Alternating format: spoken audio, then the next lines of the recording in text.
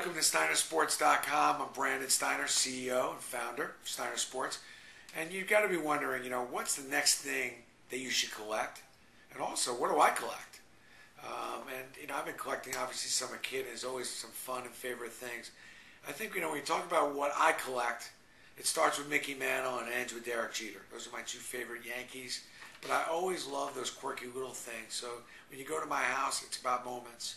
The things that I collect, even if it's not a big name, it's that game that I was at with my son or a famous home run that got hit.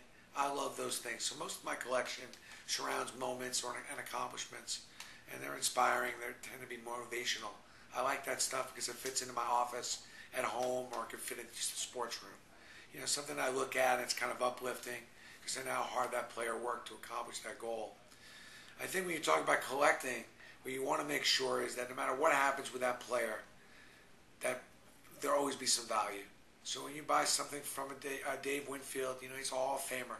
You buy something from a Kurt Schilling, he's a two-time World Series champion. You know what he accomplished in Boston. You know what he accomplished in Arizona.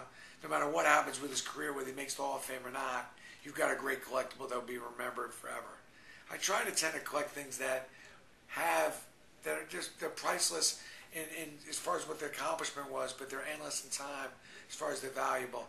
Not just kind of the hot player of the month, somebody who knew that comes up, and that's not where I tend to collect. I think you should have fun with your collection. Take it out underneath your bed is very, very important. Have fun with your collection. Make sure you pick up some of our cases. Those will protect what you collect, and you'll have a lot more fun maybe showcasing your balls as opposed to making sure they're in a closet or underneath your bed.